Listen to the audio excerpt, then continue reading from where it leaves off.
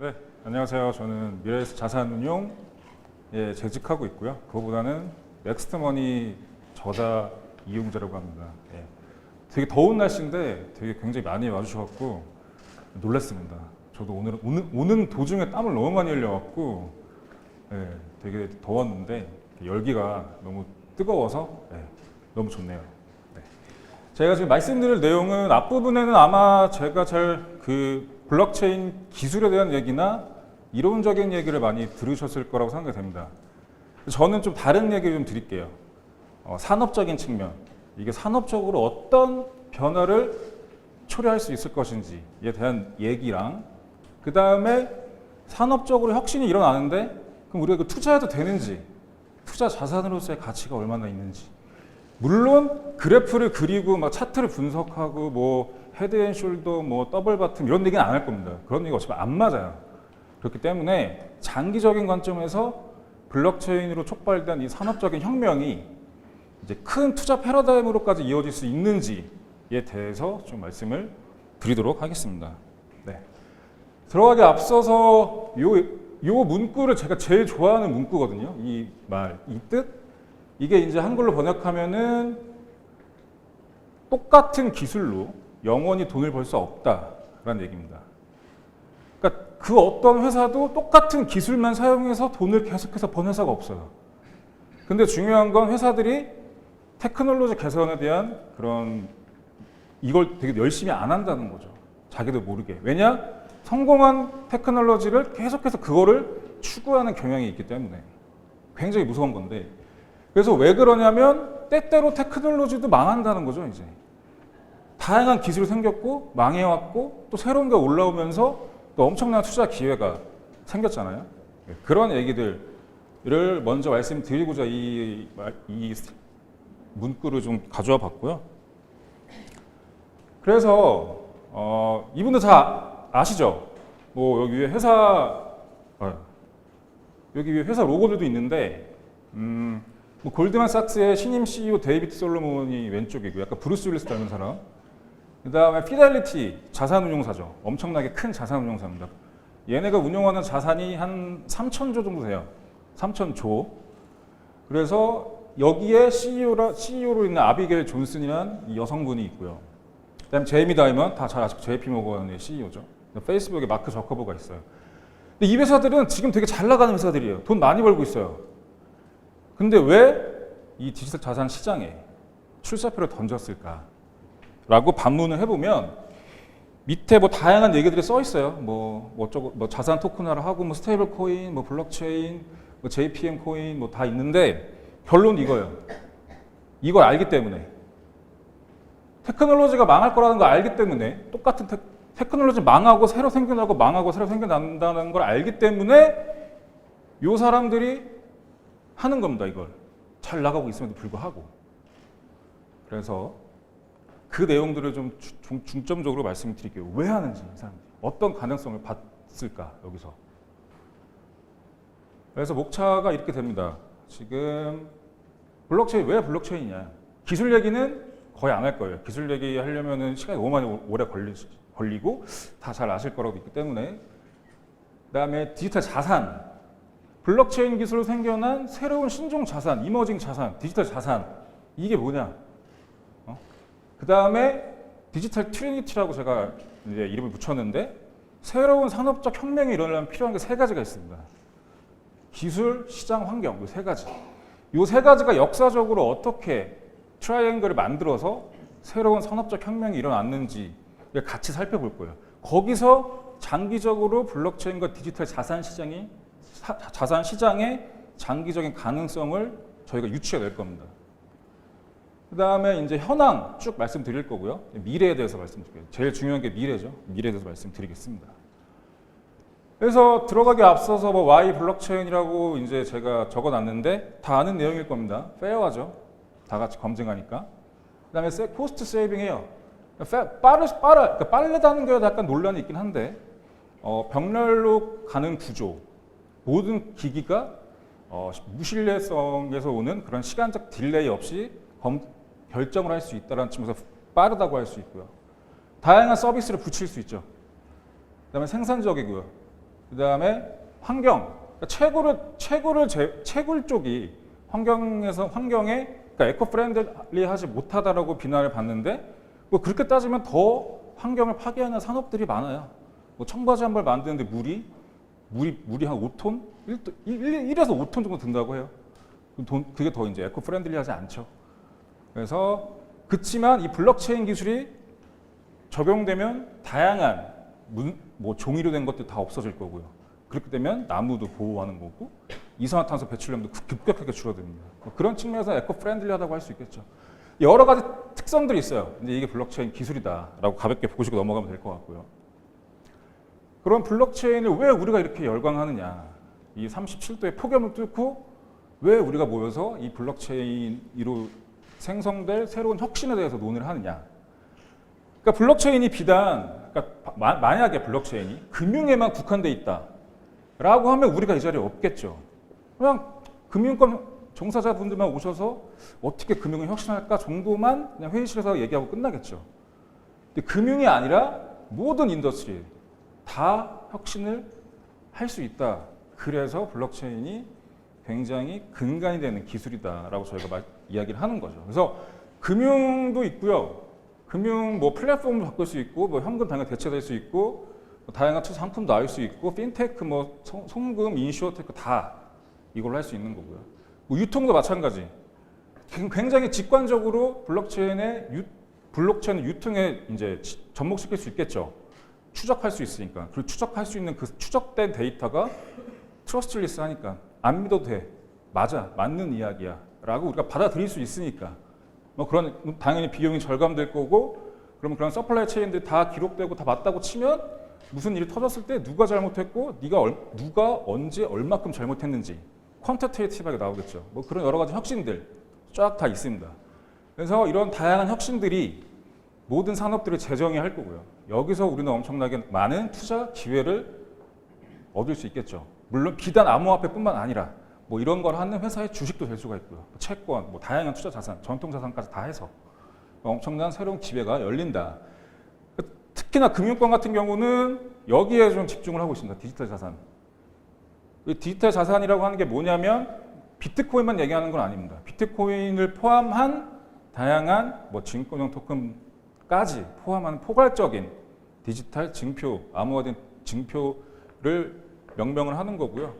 그러니까 이런 블록체인이 이런 다양한 산업에서 적용이 됐을 때 토큰화의 과정을 거치게 되고 이것들이 디지털 자산으로 돼서 다시 또 금융, 투자로 이어진다라고 보시면 돼요. 그래서 앞에 말씀드린 골드만삭스나 JP모건, 피델리티들이 계속적으로 이쪽에 관심을 갖는 이유입니다. 그래서 저희도 비트코인 가격 보는 거 되게 중요합니다. 그걸로 자산 증식할 수 있죠. 가치 저장할 수 있고. 그렇지만 더 큰 시장이 있다라는 것들도 꼭 이제 염두에 두셔야 됩니다. 그래서 하나하나 간단하게 살펴보면 금융 같은 경우는 좀 많이 진전이 되어 있는 상태입니다. 그래서 다양한 글로벌 금융 플레이어들이 이미 진출을 하고 있고요. 그래서 보시면 뭐 JP모건도 있고 피델리티 다 하고 있죠. 그다음에 일본 같은 경우는 미쓰비시 UFJ라는 되게 큰 은행이 있습니다. 그 금융그룹인데 얘는 이제 MUFG 코인을 만들었어요. 일본 가신 분들 아시겠지만 굉장히 카드 쓰기가 불편합니다. 카드 안 받는 데도 많고 뭐 맛집 가서 30분 줄 섰는데 카드 안 돼서 돌아 나온 경험도 있을 거예요. 다 현금밖에 안 받아요.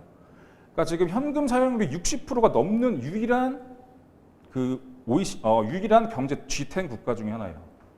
그래서 그거 자체를 개선하는 거예요. 현금 너무 불편해. 다양한 문제도 발생하고 유지비 발생해. 그게 연간 20조 정도 되거든요. 그러니까 얘네는 코인이 필요한 거예요. 이런 것들. 또 이 코인을 활용해서 미쓰비시 은행의 다양한 금융상품에 가입을 할 수가 있는 거고 더 앱을 좀 더 금융상품을 좀 더 잘 활용할 수 있게 되는 거예요. 뭐 이런 것도 있고 그 다음에 악사나 알리안츠도 하고 있는데 스마트 컨트랙트 다 앞 시간에 들어보셨죠? 스마트 컨트랙트라는 계약을 통해서 그런 코드를 통해서 보험금이 지급될 조건이 충족되면 자동으로 정산이 돼요. 이더리움 블록체인 내에서. 그래서 그걸 적용한 보험이 이제 악사는 피지라는 보험이 있고요. 알리안츠도 있습니다. 그러니까 이거 되게 재밌는 게 중국 여행 가실 때 한 번씩 경험 있으실 거예요. 비행기 연착된 경험. 제가 아는 지인이 한 2달 전인가 심천에서 한국 오는데 7시간 연착됐다고 하더라고요. 그러면 연착 보험을 들어놨다고 하더라도 귀찮아져요. 내가 이 연착된 걸 증명해야 돼. 내 비행기표도 갖다 붙여서 찍어서 올려야 되고 번거롭죠. 근데 딱 2시간만 지나면 바로 돈이 들어와요. 이건. 그래서 딱 스마트 컨트랙트로 딱 정산이 됩니다. 그래서 우리가 뭐 올릴 필요도 없고 앱에 들어가 접속할 필요도 없고 그냥 자동으로 오는 거예요. 단 인슈어테크가 또 블록체인 쪽에 한 축을 담당하고 있고요. 그다음에 장외 주식 거래 플랫폼 같은 것들도 많이 연구가 되고 있습니다. 그래서 시티그룹이랑 OMX그룹이 장외 주식 거래 플랫폼도 만들고 있고요. 뭐 디지털 서명으로 하는 그런 거래. 국내도 아마 하고 있습니다. KRX랑 블로커랑 하고 있는 걸로 알고 있고요. 그다음에 주식의 토큰화도 굉장히 큰 테마입니다. 이게 지금 완전히 먼 미래를 얘기하는 건 아니에요. 한 3년, 5년 안에 이루어질 변화들을 말씀드리는 거고, 주식의 토큰화, 주식의 발행량과 토큰 수량을 1대1로 매칭할 수도 있어요. 이게 이제 토큰 수량을 정해놓고 그만큼만 주식을 발행하는 거죠. 그럼 토큰보다 더 많은 주식이 전산상의 착오로 발행되는, 작년 삼성 사태처럼 그런 일은 일어나지 않는다. 그리고 오히려 발행 이전 소멸 기록 허위 조작 이런 것들이 방지되기 때문에 돈이 더 세이브가 돼요. 다양한 사고가 안 터지기 때문에. 그리고 그거를 중간에서 오퍼레이션 하는 인력들이 필요가 없어지기 때문에. 그래서 1대1로 매칭을 하거나 향후에는 아예 토큰으로 주식을 발행할 수도 있겠죠. 그걸 증권형 토큰이라고 부르는데 그런 시장까지 금융권에서는 이미 보고 있다. 라고 보시면 될 것 같고요. 다음에 유통은 굉장히 지금 현재 서비스가 되고 있는 그런 것도 많아요. 그래서 뭐 유통산업이랑 IT 기술이랑 블록체인 연결되면 초신뢰, 그러니까 트러스트리스 하는 거예요. 믿을 필요가 없는 거예요. 아, 근데 닭고기 이거 국산이야, 토종닭이야. 뭐 오케이, 그럼 먹는 거예요. 여기서 진짜 토종닭일까? 뭐 미국산 아닐까? 뭐 동남아산 아닐까? 뭐 이런 고민을 할 필요가 없는 거죠. 그냥 토종닭이라고 나와 있으면 비싼 돈 더 내고 그거 먹으면 되는 겁니다. 그래서 트러스트리스한 유통체계가 구축되고 있고 지금 다 워킹이 되고 있는 상황이고요. 근데 지금 또 변화하는 현대인들의 식생활. 요즘에 또 신선식품 많이 드시잖아요. 뭐 마켓컬리 같은 데 샛별 배송도 일어나고 있고, 그러니까 풀 콜드 체인 같은 것들 많이 어필하고 있죠. 뭐 쿠팡 프레시도 있고요. 근데 신선식품은 당연히 신선하게 먹어야 되겠죠. 대신에 이게 상하면 또 이제 뭐 속이 안 좋아진다거나 여러 가지 인명 피해 뭐 이런 것들이 일어나기 때문에 굉장히 정확한 기록 관리가 핵심입니다. 그런 것들을 블록체인이 하는 거고요. 그래서 재밌는 게 여기 보시면 비암트라는 스타트업이에요. 이게 코인데스크에서 나왔던 사진인데 이게 이제 참치회예요. 사심인데 그건 참치회인데 옆에 QR 코드가 붙어 있거든요. 얘네가 네이밍 되게 잘했어요. 바다에서 식탁까지. 바다에서 잡아서 지금 이 식탁에 올라오기까지 모든 과정이 이 QR 코드 찍으면 저희가 확인할 수 있는 겁니다.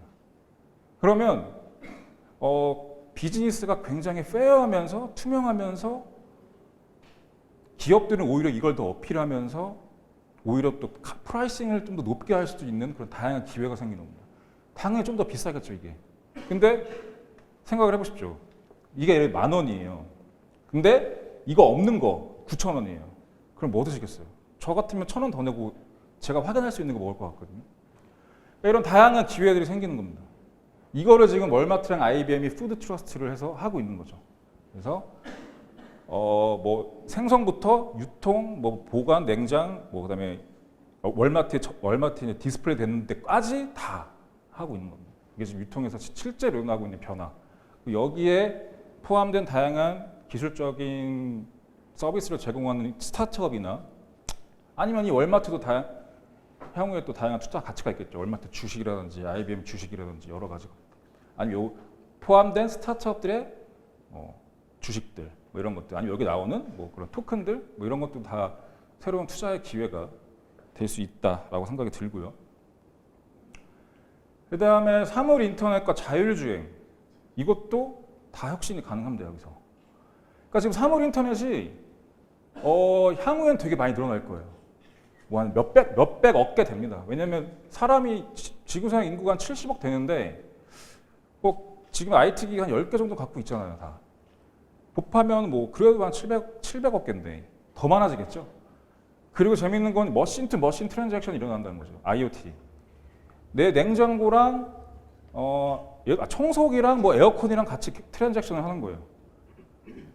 그래서 뭐 예를 든 거 이런 거죠. 온도계랑 에어컨이랑 트랜잭션 한다. 온도가 떨어지면 에어컨 자동으로 켜지고 뭐 이런 것들. 전기세가 또 켜진 시간만큼 정산되고. 그럼 내가 갖고 있는 기기들끼리 밸류의 정산이 이루어지는데 만약에 누가 잘못했어. 그러면 또 책임 소재 묻기도 애매하죠. 뭐 그런 문제도 있고요. 현재로서는. 그래서 문제가 중앙화된 서버, 다 중앙화된 서버에서 하는 겁니다. 이 많은 수백억 개의 기기가. 이게 어택 포인트죠. 공격 포인트. 그러니까 낮은 보안 수준일 수밖에 없죠. 처력도도 낮고요. 그 다음에 아까 제가 말씀드렸던 디바이스 간의 결제 책임들, 뭐 이런 것들까지도 문제가 됩니다. 그래서 블록체인을 접목시켜서 이런 것들을 제거할 수 있다. 공격 포인트를 제거하고 병렬 처리를 한다던가 스마트 계약으로 해서 뭐 명백한 코드로 명시를 해놓게 되면 이제 거기에 리걸 레스폰서빌리티 넣을 수가 있겠죠. 그렇게 되면 분쟁의 소지가 적어지는 거고, 아니면 오히려 애초에 스마트 계약으로 되어 있기 때문에 불필요한 이상한 트랜잭션이 일어나지 않겠죠. 뭐 그런 것들로 이제 업그레이드를 할 수 있는 거고요. 재밌는 게 이 32TIS라는 중국 스타트업인데 얘네가 이 핸드폰에 어플이 나와요. 그래서 이빨을 닦으면 이제 시키는 대로 닦아주면 토큰을 줘요. 그거 갖고 다양하게 또 환전해서 쓸 수 있는 뭐 그런 서비스도 있어요. 그 다음에 자율주행. 지금 PwC에서는 2025년에 웬만한 자동차는 전부 다 인터넷에 연결이 될 것이다 라고 얘기를 하고 있고요. 그러면 당연히 거기서 왔다 갔다 하는 데이터는 믿을 수 있어야겠죠. 안 그러면 대량 인명 피해가 나타나겠죠. 그런 것들, 그 데이터의 진위 여부 뭐 이런 것들을 블록체인으로 확인하는 거고요. 그래서 이런 자동차 회사들이 굉장히 많이 이쪽에 관심을 갖고 있어요. 그래서 뭐 BMW, 벤츠, 우리가 많이 하는 그런 자동차들 회사들도. 그다음 재밌는 게 포드 같은 경우도 이게 블록체인 기술이 2등, 3등한테는 굉장히 좋은 판을 바꿀 수 있는 기회가 돼요. 왜냐면 새로운 서비스를 내는 거니까, 새로운 패러다임 바꿀 수 있는 거니까. 근데 1등도 이걸 이용할 수가 있겠죠. 그럼 효율적으로 방어를 하는 거죠. 그래서 모두한테 필요한 기술인데, 특히 포드 같은 경우가 자율주행과 블록체인을 접목시켜서 이제 특허를 냈는데, 스마트 시티의 자율주행을 좀 더 원활하게 하기 위한 특허예요. 예를 들면 이런 거예요. 도로가 막혀 있어요. 한쪽 도로는 뚫려 있고 한쪽 도로는 막혀 있어요. 그럼 저희는 당연히 뚫린 도로로 바로 깜빡이 켜고 들어가죠. 그래서 쭉 가죠. 그런데 반대로 내가 자진해서 막혀 있는 도로로 들어가잖아요. 그럼 저희는 암호화폐로 보상을 받을 수가 있어요. 아니면 뭐 앰뷸런스가 지나간다거나 양보해야 될 그런 상황에 양보를 하면 그냥 자율주행 안에 있는 이런 디바이스가 자동으로 정산이 되는 거예요. 얘 양보했네? 얘 알아서 막힌 차선으로 들어가줬네? 라고 하는 거죠. 그런 보상들. 그러니까 굉장히 다양한 새로운 산업적인 그런 질서를 또 만들어낼 수 있다는 거죠. 이런 게 또 큰 확장성 갖고 있는 거고요. 그다음에 공유경제랑 인공지능까지 전부 다 이쪽에 연결돼 있어요. 공유경제 정착이 어려운 이유가 소유욕이 강해서 뭐 이런 신뢰가 낮아서 사용자 보호조치가 미흡해서 뭐 이런 얘기들이 있습니다. 신뢰가 낮다, 보호조치가 미흡하다, 이 두 개는 블록체인과 스마트 컨트랙트로 해결할 수 있는 거죠. 그래서 슬라기치라는 스타트업이 있는데 얘네가 약간 에어비앤비의 블록체인 스마트 컨트랙트 버전이라고 보시면 돼요. 얘네가 제시한 그런 서비스가. 그래서 돈을 에스크로 계좌에다 넣어놓고요. 그 다음에 렌트를 빌려주는 사람이 이제 액세스할 수 있는 키를 줍니다. 그 키가 프라이빗 키가 곧 그 집의 도어락이랑 똑같아요. 그래서 그걸 갖고 그치만 그 키는 사전에 협의된 그 체류 기간까지만 유효한 키예요. 그 뒤에는 사라져요. 그래서 그 기간 동안에는 그 키를 갖고 들어갔다 나왔다 할 수 있는 거고, 사용할 수 있는 거고, 끝나면 그 키는 사라지고 이제 서로가 만족했다는 가정하에 그 에스크로 계좌에서 정산이 이루어집니다. 서로 만족을 못하면 정산이 안 이루어져요. 그럼 서로 안 좋아지는 겁니다. 그래서 둘은 서로 좋게 합의를 볼 수밖에 없어요. 그래서 서비스를 좋게 하거나 아니면 좋은 서비스를 잘 사용하거나 뭐 이런 식으로 가겠죠. 뭐 그런 얘기도 있고요. 그 다음에 AI도 해결할 수 있습니다, 문제를. 그러니까 요즘 다 AI 얘기 많이 하죠. 손정에 와서 첫째도 AI, 둘째도 AI, 셋째도 AI라고 얘기하는데 그럼 AI는 믿을 수 있느냐? AI를 믿을 수가 없어요, AI는 솔직히. 왜냐하면 AI 알고리즘의 그 설계도, 코드 이런 것들 공개 안 합니다. 블랙박스예요. 그걸 공개하면 영업비밀을 공개하는 거죠. 그래서 AI 서비스를 다양한 회사에서 많이 사용을 하는데 그냥 그 블랙박스 자체를 그냥 인정하고 쓰는 거예요. 그러면 결과물이 좋을 때는 문제가 안 돼요. 뭐 AI가 잘했구나. 역시 돈 쓴 보람이 있네. 만약에 결과가 안 좋았어요. 예를 들어서 요즘 AI 펀드 많이 나오죠. AI가 펀드 매니저 대신해서 운용을 한대요. 그러면 수익률이 좋아요. 그럼 AI 잘했다. 역시 AI야. 이렇게 할 수 있겠죠. 근데 만약에 성과가 안 좋아. 오늘이나 어제 시장처럼 박살나고 있는데 AI는 더 박살났어요. 그럼 제가 AI한테 가서 그 코드 덩어리한테 가서 따질 수 없겠죠. 옛날 같았으면 매니저 찾아가고 멱살이라도 잡을 수 있는데 이제는 안 되는 거예요. 그러면 어떻게 해야 되냐? AI가 갖고 있는 본질적인 문제점을 해결해야 되는 거죠. 그 문제점이 뭐냐? 데이터의 진실성, 그 다음에 AI 결정의 설득력, 이게 제일 중요하죠. AI 결정에 대해서 나는 믿는데 나를 믿게끔 설득시켜봐, 이렇게 하는 거죠. 그럼 여기 단순히 우리 AI가 그렇게 하래요 라고 하면 문제가 있는 거죠. 잘 되면 문제가 없지만 안 됐을 때는 뭐 너 죽고 나 죽고 하는 거죠. 그래서 어떻게 하느냐? 블록체인으로 하는 거예요. 오픈마인드라는 프로젝트가 있는데 얘네 같은 경우는 데이터 민주화까지, 그러니까 AI가 학습하는 모든 데이터를 블록체인에 올려요. 그걸 검증해요. 그 데이터가 맞는지. 그러니까 데이터가 맞는지까지는 검증할 수 있는 거죠. 이걸 AI가 학습을 하고 나서의 결과에 대해서는 이 AI 회사의 고유의 역량인 거고, 요 블랙박스에 들어가기 전 단계 모든 거는 우리가 공정하게 검증할 수 있다는 거예요, 블록체인으로. 만약 이렇게 됐을 때 결과가 나왔어요. 안 좋아. 그래도 아까 처음 맹목적으로 AI가 그렇게 하래요라고 얼버무린데 보다는 설득력이 있는 거죠. 너네 보지 않았냐? 우리 이러 데이터 우리 AI가 학습을 했다. 그럼에도 불구하고 뭐 결과가 좀 안 좋았다. 어쩔 수 없다. 그러면 이제 상호 간의 합의가 되겠죠. 그걸 사용하는 입장에서는 AI 바꿔야겠다라고 생각할 수 있는 거고, 여러 가지 이제 그런 스무스한 의사결정이 일어날 수 있는 거죠. 분쟁의 소지가 좀 더 많이 줄어드는 거죠. 그다음에 여기서 다양한 데이터를 학습하는데 여기에서 또 문제가 일어날 수 있어요. 개인정보 이런 게 흘러 들어갈 수 있습니다. 그래서 블록체인으로 데이터를 사오는 거예요. 자발적 참여, 토큰을 보상하든가 이런 식으로 AI에 접목될 수밖에 없고 그게 이제 진행이 되고 있는 거고요.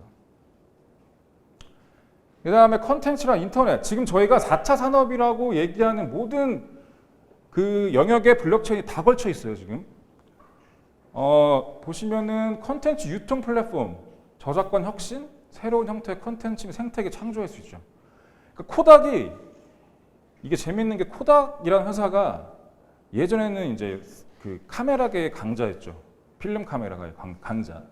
근데 너무 잘 아는 내용이에요, 다들. 디지털 카메라 여기서 처음 개발했어요. 근데 카니발라이제이션 때문에 경영진이 우리 필름 카메라 장사 잘하고 있는데 이거 굳이 해야 되겠니? 라고 해서 그 당시에 또 시장이 되게 작았고 그랬기 때문에 안 했죠. 그러다가 이제 거의 망할 뻔한 단계까지 갔는데, 제가 아까 말씀드렸죠.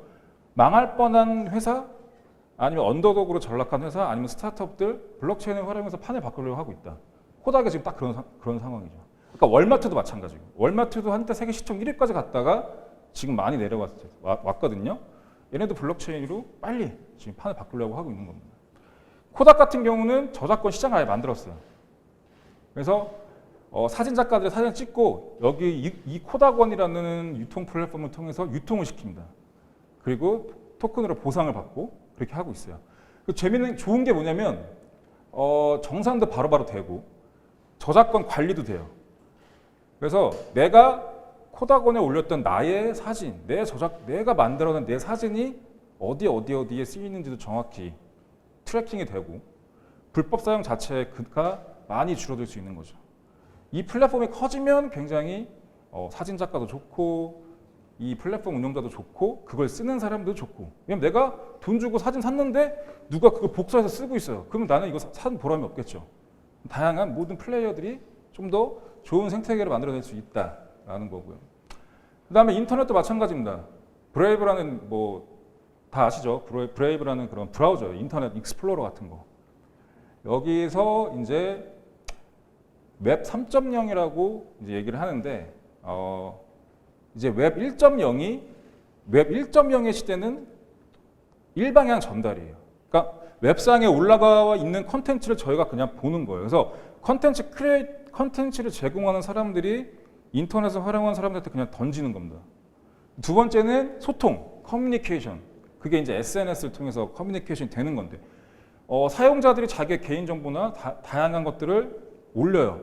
소통하는 거죠. 그게 웹 2.0. 근데 문제는 2.0까지는 딱 하나 문제가 있어요. 큰 문제가. 프라이버시가 굉장히 많이 침해되고 있고 중앙화된 기구가 있는 거죠. 플랫폼 관리자들이. 근데 웹 3.0의 시대는 이런 것들을 좀 최소화시키는 겁니다. 그래서 브레이브라는 그 브라우저는 광고 자체를 내가 보고 싶은 것만 볼 수 있어요. 그리고 내가 이 브레이브라는 브라우저 안에 있는 모든 컨텐츠를 올리는 사람한테 이 토큰을 줄 수가 있어요. 이 컨텐츠 좋네? 그럼 내가 이 토큰을 주는 거, 토큰으로 보상을 해주는 거야.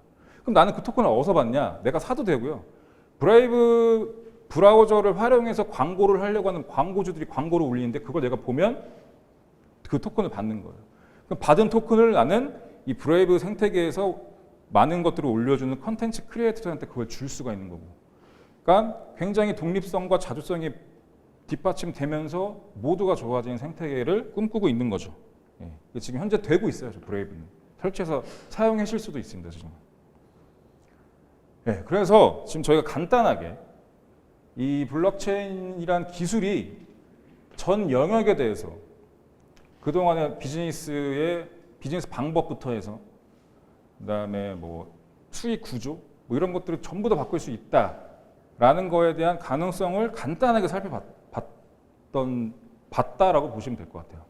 그래서 굉장히 주목받는 기술이다라는 거는 틀림없다라고 보시면 될 것 같고요. 그래서 이제 중요한 건 이렇게 산업이 바뀌는 건 알겠고 산업이 바뀌는 거 알겠는데 그럼 우리는 어떻게 해야 되냐? 이 산업이 바뀌면서 투자 시장은 어떻게 바뀌고 있냐? 이 산업이 바뀌면서 투자를 하는 사람들이 어떻게 움직이고 있고 그럼 우리는 어떻게 따라가야 되냐? 기관은 어떻게 하고 있고 개인들은 어떻게 따라가야 되냐? 이런 어떻게 보면 더 중요한 얘기가 남아있거든요. 들어가기 앞서서 디지털 자산이라고 하는 시장이 향후에 엄청나게 크게 열릴 겁니다. 이미 열려가고 있는 상황이고. 그래서 IMF 통계를 보시면 5년 뒤에 점심 뭘로 먹을 거니? 라고 했을 때 한 3만 7천 명 되는 사람들이 뭐라고 대답했냐면 크립토커런시라고 대답을 했어요. 뭐 저희가 알고 있는 비트코인 될 수도 있는 거고요. 뭐 이더리움 될 수는 있는 거고 아니면 뭐 마스터나 비자가 발행하는 토큰 아니면 리브라가 될 수도 있는 거고. 여튼 중요한 건 모바일이나 뱅크 카드는 아니다. 이게 더 많다라는 거죠. 그 다음에 그럼 디지털 자산이란 건 뭐냐? 도대체 예전에는 디지털 자산이 그냥 사진, 뭐 음악, 뭐 비디오 파일, 뭐 이런 것들이었어요. 그냥 문서, 뭐 이런 것들. 그냥 주식이나 채권처럼 시장에서 유통되기는 조금 애매하죠. 오늘날에는 뭐라고 얘기하냐? 피델리티 디지털 애셋, 그러니까 피델리티 자산운용에서 만든 디지털 자산 회사라고 보시면 되는데 얘네가 정의하는 건 이거예요. 크립토 커런시, 크립토 애셋, 뭐 버추얼 커런시, 뭐 이런 것들. 그러니까 우리가 그냥 편하게 알고 있는 비트코인, 이더리움, 그 외 나머지 토큰들이라고 보시면 됩니다. 편하게. 이런 것들이 이제 디지털 자산이라는 새로운 시장을 만들 거고 전통 자산까지 이쪽으로 흡수시킬 가능성이 크다라는 거죠. 그게 어떻게 되는지에 대해서 지금 살펴볼 건데요. 그 전에 이제 종류를 간단히 말씀드릴게요. 뭐 스위스 핀마에서 핀마가 금융시장감독위원회, 우리나라 치면 뭐 금융감독원과 금융위원회가 좀 붙어 있는 뭐 이런 데인 것 같은데 얘네가 이 세 가지로 나눴어요. 그래서 이후에 대부분 이 세 가지로 나눕니다. 첫 번째가 지불형. 그냥 서비스나 재화를 내가 얻고 그냥 그대로 지불하는 거예요. 그게 비트코인 같은 거죠. 뭐 라이트코인 될 수도 있고 뭐 그런 것들이에요. 그냥 돈, 디지털 돈의 역할을 하는 거. 그다음에 기능형은 이제 이더리움 같은 게 될 수 있죠. 왜냐하면 이더리움이 만들어낸 그런 플랫폼을 접근할 수 있는 권한이기 때문에 이더리움 갖고 있어야 가스를 소비하면서 이더리움을 활용하겠죠. 이더리움 플랫폼, 슈퍼컴퓨터를 분산화된 슈퍼컴퓨터를. 자산형이 중요합니다. 금융회사들은 이 위 지불형, 기능형 이런 거 잘 안 봐요. 이거는 그냥 투자하면 돼요. 금융회사들이. 뭐 브로커리지 해도 되고 이걸 담고 있는 펀드를 만들어도 돼요. 이거는 그렇게 크게 지금 신경 안 씁니다. 금융회사들이 신경 쓰는 건 자산형이에요. 왜냐하면 증권형 토큰이 시장이 열려야 기존의 금융회사들이 잘하고 있던 주식, 채권, 원자재, 부동산 이런 모든 것들을 토크나이징을 할 수 있고 디지털화 할 수 있기 때문에 디지털화해서 더 많은 사람들한테 더 빨리 좀 더 높은 수수료로 더 높은 수익률로 장사를 할 수 있기 때문에 금융회사들의 본질은 하나입니다. 수수료. 금융상품 제공하고 수수료 받는 게 본질이에요. 그래서 금융회사가 관심 갖고 있다? 어떻게 여기서 수수료를 많이 받아내지? 이거 하나입니다. 솔직히 말씀드리면. 그러기에 토큰, 이 디지털 자산만큼 매력적인 게 없죠. 매력적인 게 없어요. 이머징 자산이죠, 지금. 그래서 자산 토큰화가 금융회사가 지금 주시하는 패러다임이다라고 보시면 될 것 같아요. 그 전에 이제 다음 내용이 그러면 이런 금융회사들도 관심 있고 다양하게 산업적인 혁명도 일어나고 근데 우리가 이걸 확신할 수 있냐? 이게 산업적 혁명으로 이루어지기까지 확신할 수 있을까? 믿고 속된 말로 믿고 존버할 수 있을까? 그게 더 중요한 거잖아요. 당연히 부침은 있고 변동성은 크죠. 자산, 이머징 자산이고 대부분의 투자자들이 개인 투자자들이기 때문에 이게 굉장히 출렁해요. 그냥 뭐 별 관련되지 않은 뉴스만 나와도 갑자기 시장이 막 10% 20% 빠지고 막 이러죠. 제가 봤을 때는 진짜 별거 아닌 뉴스인데. 그러니까 패닉 셀링, 패닉 바잉 막 이런 것들이 엄청 많이 생기는 거예요. 그런 상황에서 존버를 하려면 어떻게 해야 되냐? 믿음이 있어야겠죠, 믿음이. 근데 그 믿음을 어디서 찾냐?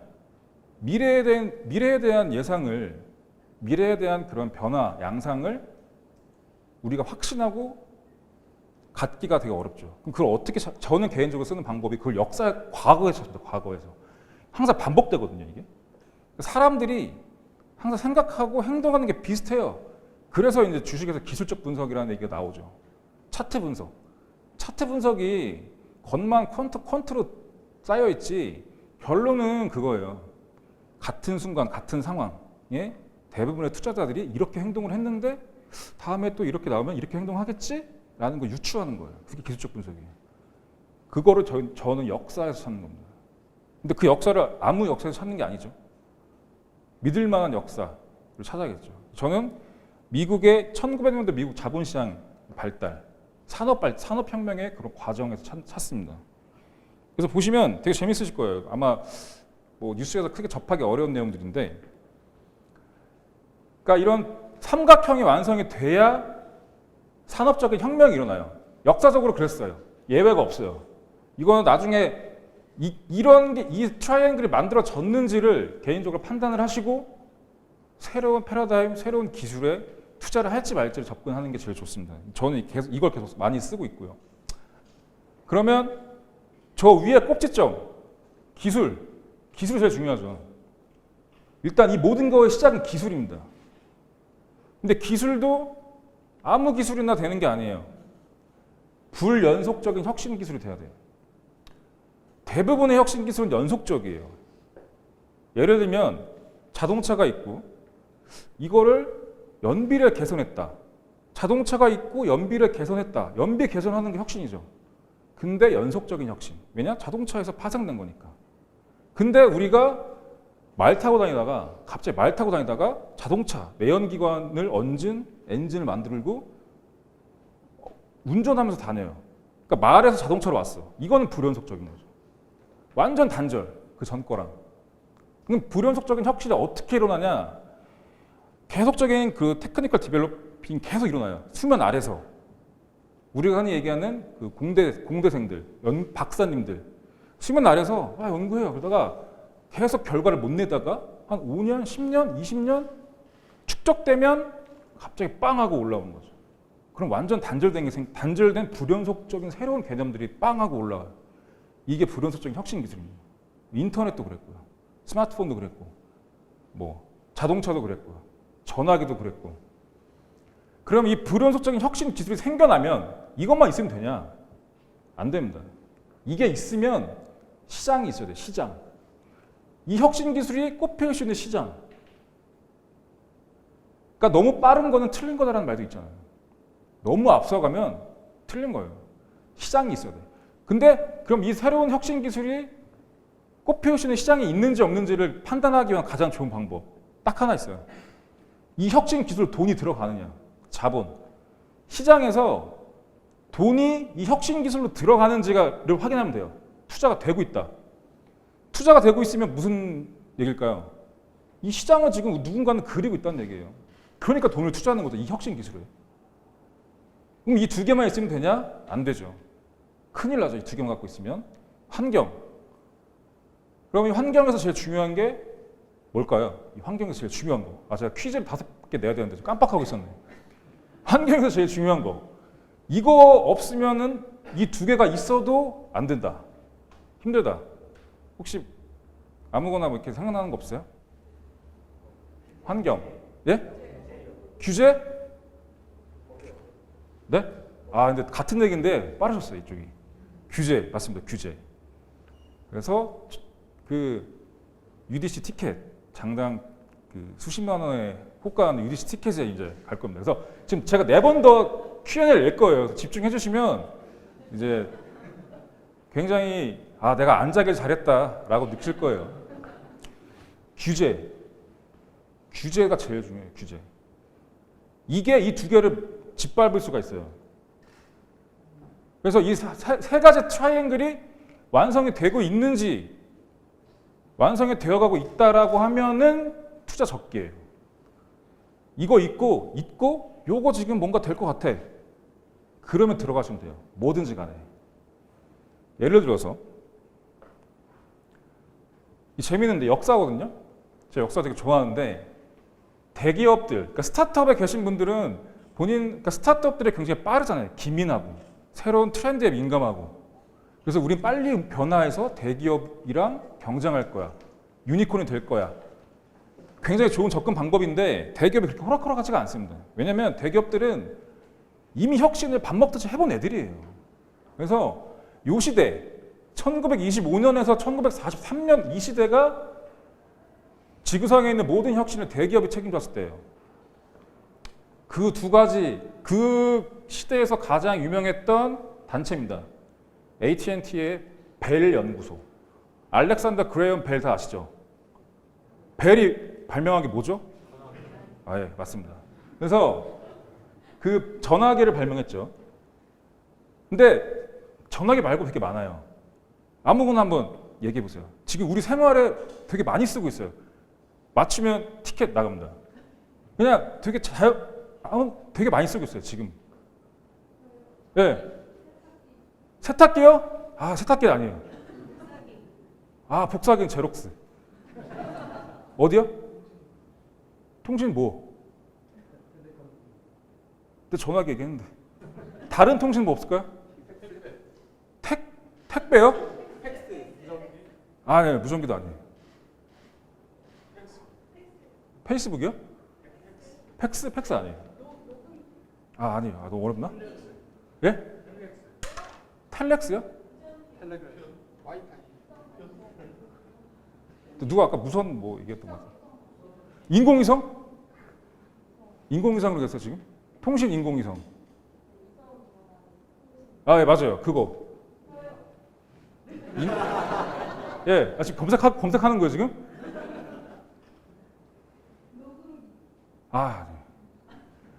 그 통신용 인공위성 처음 만든 게 얘네고요. 맞추셨고요. 지금 저 끝에 계신 분, 여자분. 네, 드리면 될 것 같아요. 그 다음에 유닉스 컴퓨터, 그 다음에 C 언어, 그 다음에 레이저, 그 다음에 태양전지, 그 다음에 제일 중요한, 이거 제가 말씀드릴게요. 못 맞추실 것 같아갖고, 트랜지스터. 얘 여기서 만들었어요. 다 만든 거예요, 얘네가. 싹 다. 우리의 삶을 바꾼 요 당시에 나왔던 모든 혁신기술 다 여기서 만들었어요. 계속 만들고 있고 지금도. 그 옆에 요거 혹시 아세요? 이 동물? 맞아요, 스컹크. 스컹크 마스코트죠. 이게 뭐냐면 록히드사, 지금 현재는 록히드 마틴이라는 전투기나 비행기 만드는 회사예요. 얘네의 그 R&D 센터, 별동대. 너네는 여기다 따로 첨단 기술 개발을 위해서 소수의 50명 정도의 인원을 따로 빼서 몰아넣고 연구만 시키는 조직이에요. 그 당시에 이게 스컹크웍스라고 지금 부르는데, 얘네 명명은 왜 스컹크웍스였냐면 그 록히드사 옆에 이제 천막을 치고 50명이라는 개발자들을 넣어서 개발을 시켰는데 그 바로 옆에 고무 공장이 있었어요. 근데 화학 고무 막 가열하고 막 이런 냄새가 너무 심해갖고 여기서 일하는 사람들 다 스컹크웍스라고 스컹크들이라고 그랬어요. 저기는 이제 스컹크 애들이 일하는데 스컹크웍스. 근데 여기서 또 세상을 뒤바꾸는 모든 혁신들이 나와요. 왜냐면 여기가 굉장히 이 당시에 1943년도에 이게 생겼는데 되게 혁신적이었어요. 일단 종이 보고서 안 만들어. 그냥 와서 얘기해. 칠판에 그려. 돼? 바로 가서 개발해. 이거였어요. 종이를 거의 잘 안 씁니다. 완전 열린 문화. 와서 얘기해. 뭐 사장이 이 총 책임자가 와서 얘기해도 그거 틀렸어요. 바로 얘기해. 여기서 뭘 만들어냈냐면 여기서 만들어낸 게 다양한 전투기들을 만들어냈어요. 그래서 그 미국 최초의 제트기, 제트 전투기. 그 프로펠러 가는 전투기 말고 제트기로 가서 이제 음속으로 가는 전투기 최초로 만들어냈죠, 여기서. 그래서 P-80 슈팅스타라는 게 있는데 여기 또 밀리터리 좋아하시는 분들도 계실 수도 있었고 제가 좀 겸손해 좀 조심스러운데 P-80이라는 최초의 전투기도 여기가 만들었고요. 근데 이거를 만들 때 걸린 시간이 되게 중요해요. 2차 세계대전, 그러니까 1943년에 이게 생겼고 왜 생겼냐? 2차 세계대전 중에서 미국 정부가 전쟁을 빨리 끝내려고 야 제트기 만들어 라고 록히드사에 요청을 한 거예요. 그래서 부랴부랴 이걸 설치를 했고 180일의 기한을 줬어요. 그동안 만들어내라. 근데 얘네가 이 열린 분위기에서 악취에 시달리면서 연구를 해서 139일인가? 여튼 한 달 일찍 만들어요. 143일? 예. 그래서 그게 이제 2차 세계대전뿐만 아니라 그 이후에 이제 한국전쟁에 또 많이 쓰이고요. 그 다음에 스텔스기를 여기서 만들어요. 스텔스 전투기, 스텔스 잠수함. 그래서 지금은 이게 스컹크웍스가 어떻게 쓰이냐면 그냥 일반 기업들의 별동 조직들, 얘는 혁신만 하는 연구 별동 조직들을 스컹크웍스라고 불러요. 테슬라도 전기 배터리를 자체적으로 만드는 연구소 이름이 스컹크웍스 랩이에요. 여기서 이제 파나소닉 배터리 안 쓰고 자체적으로 개발하는 겁니다. 그러다가 요게 윌리엄 쇼클리라는 사람이 반도체를 발명해요. 트랜지스터 갖고 와서 얘가. 근데 이 사람이 나와서 여기 벨랩 연구소에 다니다가 때려치고 나옵니다. 왜냐면 이 당시에 똑똑한 사람 다 여기 있었어요. 그래서 이 사람도 여기 있다가 나온 거죠. 근데 이 사람이 성격이 되게 더러웠어요. 너무 편집증적인 성격이 있었어요. 직원들이 막 직원이 자리에 없는 거 못 봐요. 막 다 빽빽히 있어야 일하고 있다라고 느끼는 그런 사람?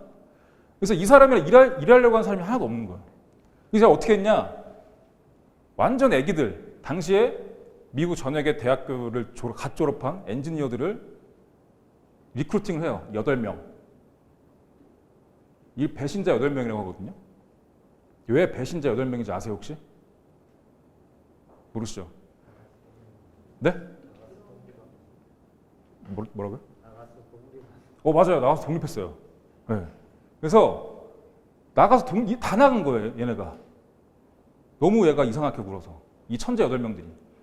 근데 저 8명이 미국 산업 발전에 가장 큰 공헌을 합니다.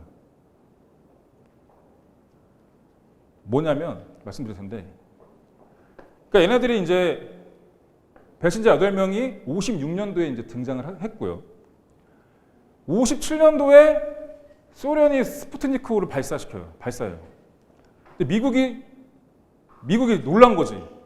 아니, 우리가 소련보다는 과학 기술에 앞선다고 생각하는데 얘네가 위성을 쐈네? 패닉. 그 뒤부터 미국이 뭘 하냐? 부랴부랴 수학, 과학, 이거를 그냥 집중적으로 교육을 시킵니다.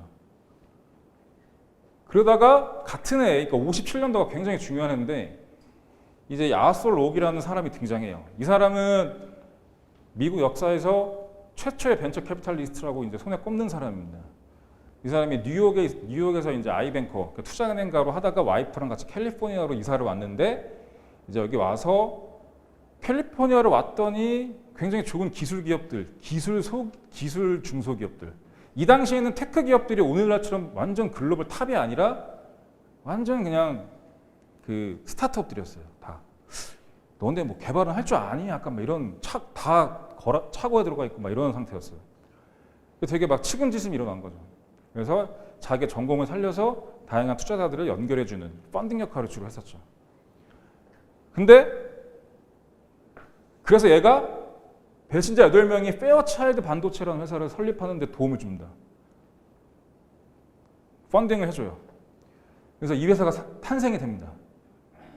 그러니까 뉴욕타임즈는 전 세계 인류 역사에서 10가지 중요한 순간들 중에 하나를 꼽았어요. 배신자 8명이 페어차일드를 설립했던 때를. 왜냐? 얘네가 생기면서 실리콘밸리가 탄생합니다. 그러니까 얘네가 돈이 없어갖고 그 산타클라라 밸리 그 근처에 그냥 완전 황무지에 가서 하는데 그게 이제 하나 둘씩 회사가 모이다 보니까 실리콘밸리라고 부른 거죠. 이 반도체 회사가 있으니까. 페어차일드 반도체가 생겨요. 그러면 보세요. 기술이 있어. 기술. 그다음에 얘는 시장, 자본. 돈을 얘가 태웠죠. 그래서 기술이 있고 기술과 돈. 이 두 개로는 안 된다고 했죠. 그럼 뭐가 필요하냐? 이게 필요해. 환경. 근데 아까 규제도 얘기하셨지만 정책도 있어요. 그러니까 규제와 정책. 이게 있어야 되는데 이때 이 쇼크로 인해서 스몰 비즈니스 인베스트먼트 액트가 제정이 돼요. 미국이 더 이상 기술 기업 다 스몰 비즈니스인데 이거 투자해서 뭐 하냐? 그냥 옷 만들고 담배 만들고 이런 거는 하지. 근데 여기서 이제 완전 달라진 거죠. 그래서 야, 스몰 비즈니스 육성해라고 해서 이 스몰 비즈니스 투자 법이 발의가 되고 이때부터 VC들이 엄청 생겨요. 이 트라이앵글이 딱 맞아 떨어진 거죠. 57년부터 58년 사이. 그럼 뭐가 탄생했냐? 반도체랑 실리콘밸리가 탄생합니다.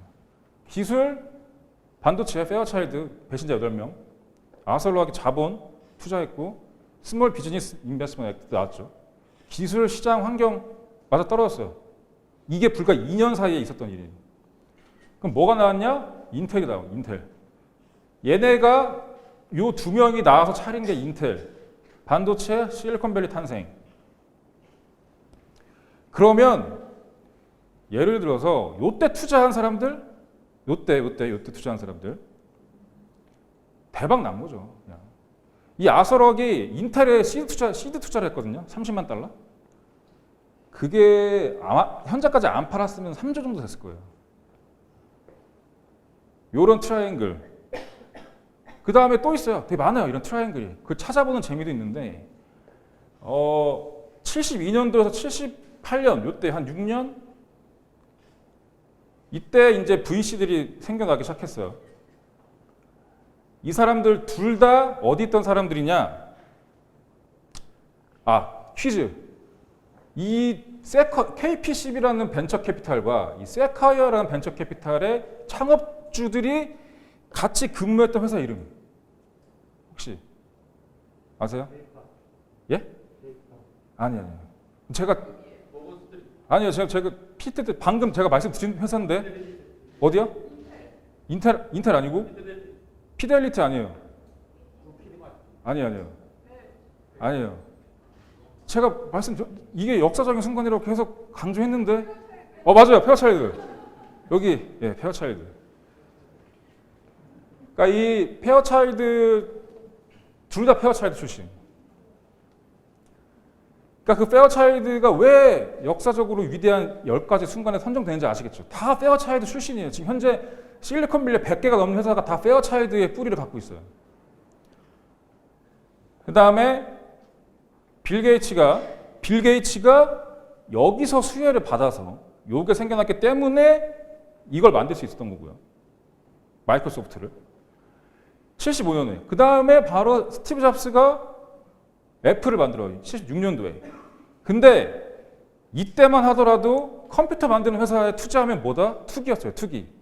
심지어는 미국 SEC, 미국 금융감독원에서 애플에 투자하지 말라고 했어요. 심지어는. 투기다. 왜냐면 그때 PC 산업이 잘 될 줄 몰랐었거든요.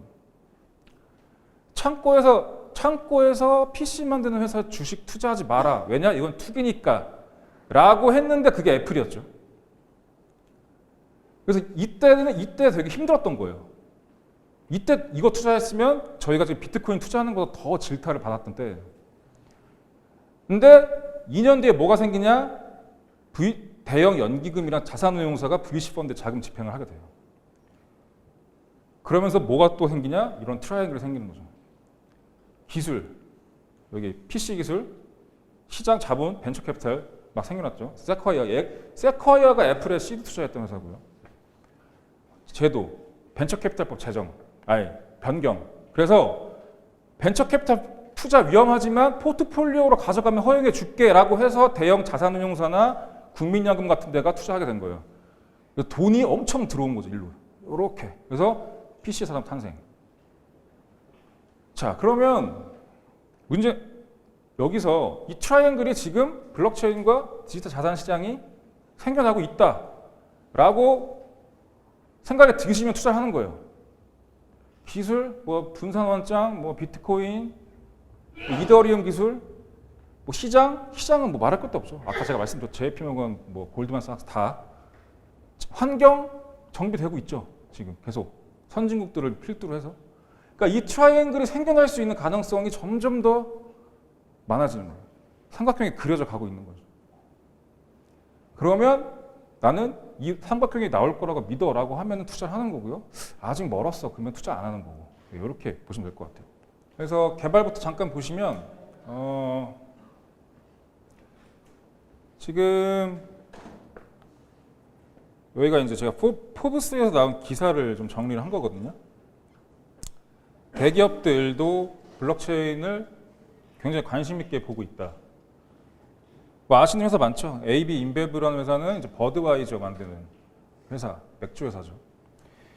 그러니까 블록체인 쪽에 요즘 DID 같은 그런 여러 가지 신원 인증하는 게 많은데 그런 거를 활용해서 맥주를 손쉽게 파는 거예요. 그래서 굳이 점원이 체크할 필요 없이, 아이디 체크할 필요 없이 그냥 바로바로 맥주 자판기도 나올 수 있고 이렇게 되면 그런 가능성도 있고요. 페이스북, 폭스콘은 이제 아이폰을 디자인을 받아서 이제 조립하는 회사죠. 심천에 굉장히 큰 공장이 있는데 얘네는 자체 스마트폰을 만들려고 하고 있어요.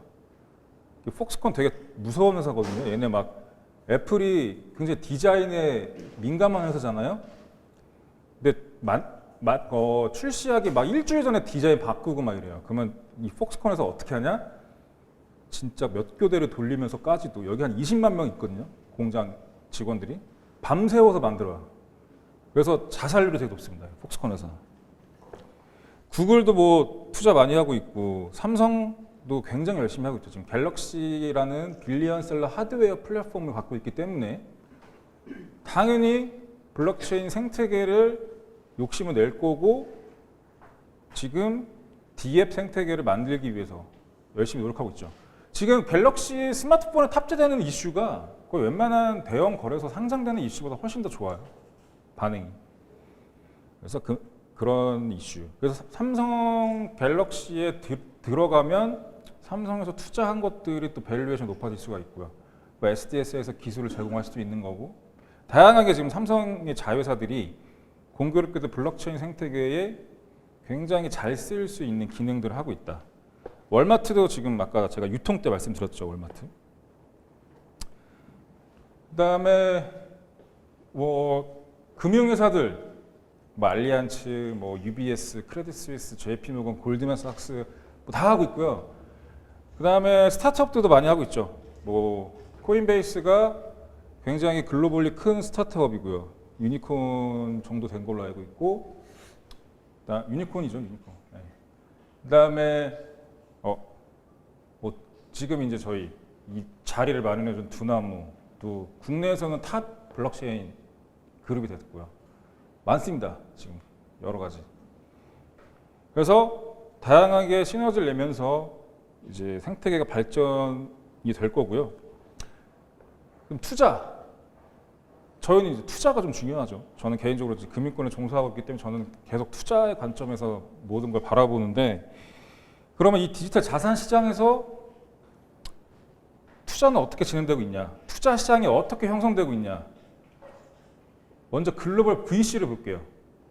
글로벌 VC를 왜 먼저 보냐면, 글로벌 VC들은 아까 제가 그 트라이앵글 그렸죠. 거기서 제일 먼저 자본을 태우는 데가 바로 벤처 캐피탈이에요.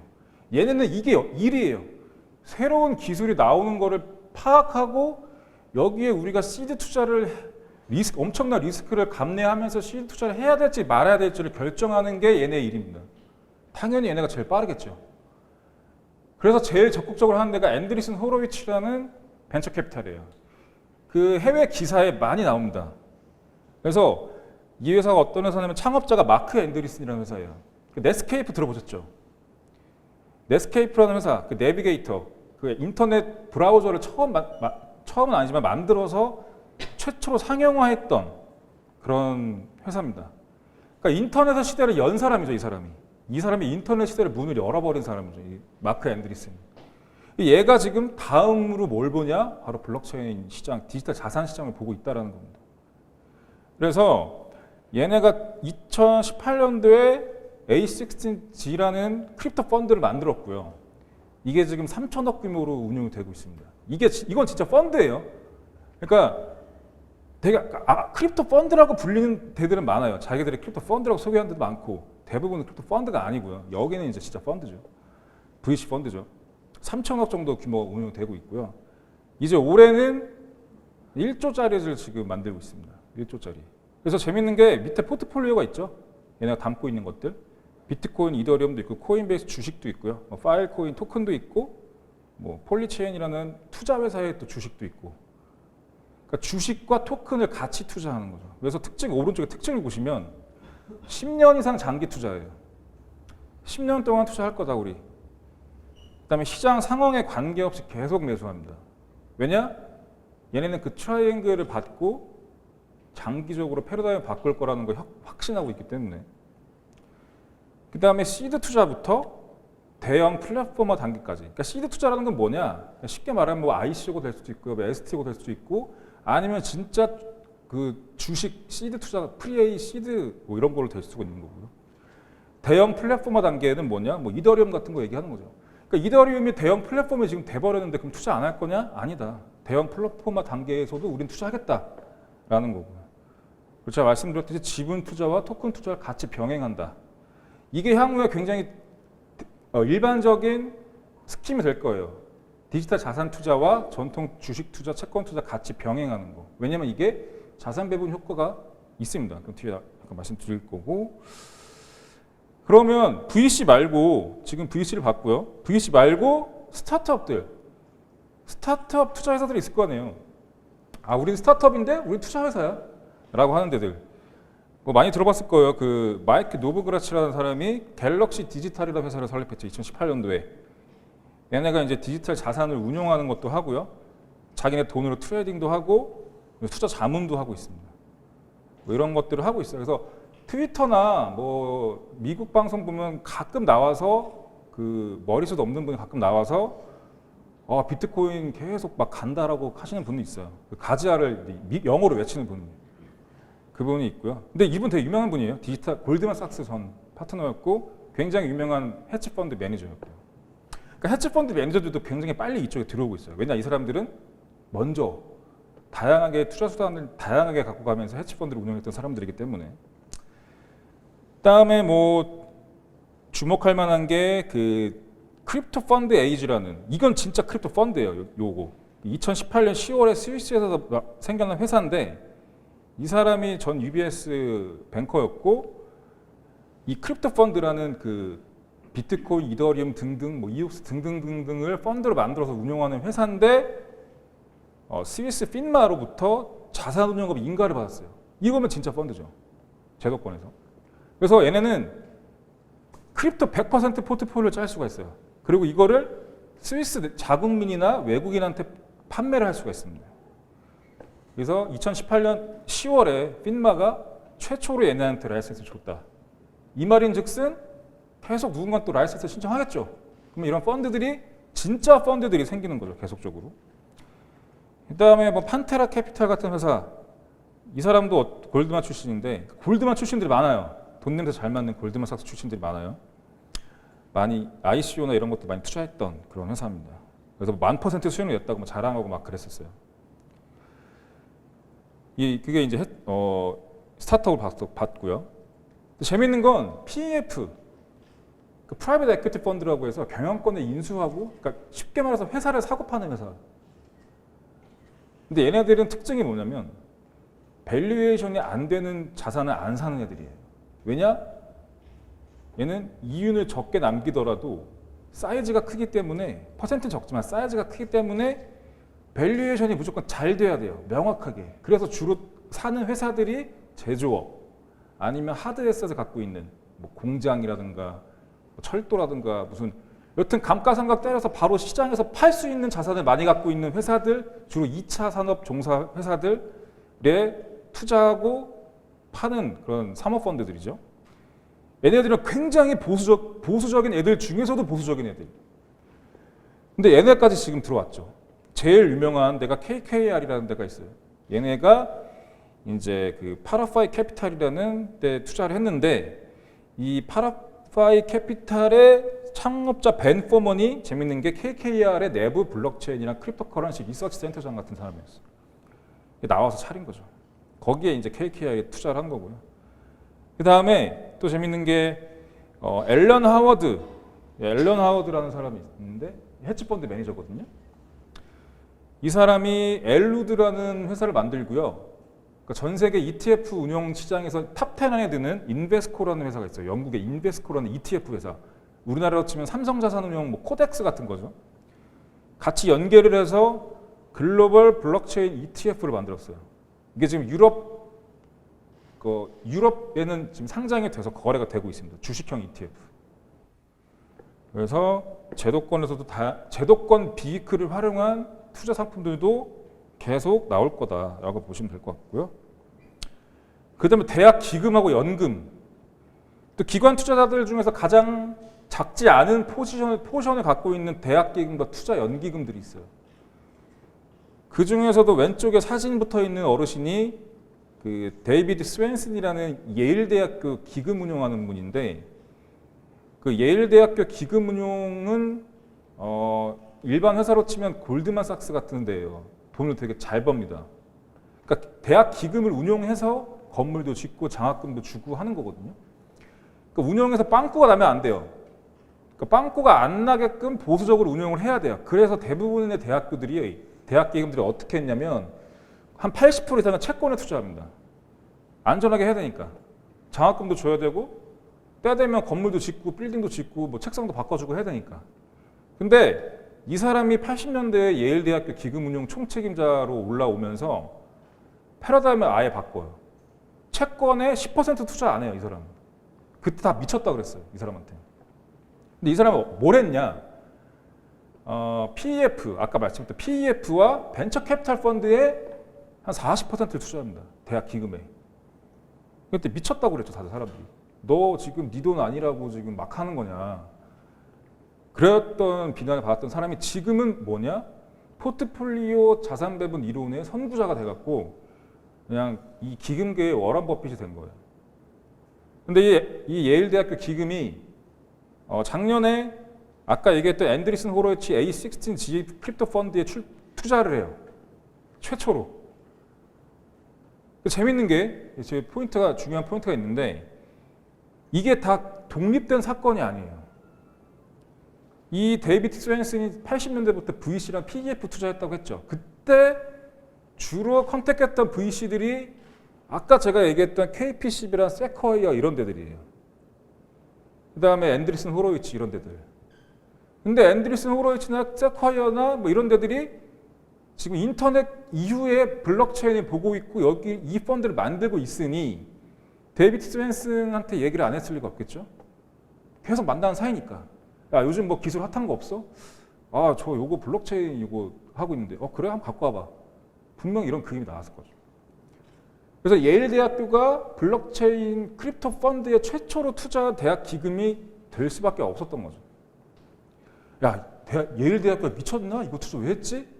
라고 생각하는 사람들은 금융의 그런 역사나 금융산업에 대해서 이해가 별로 없는 사람들이고 이 스토리를 만약에 알고 있었다면 스웬슨 당연히 얘는 투자해야 돼야지.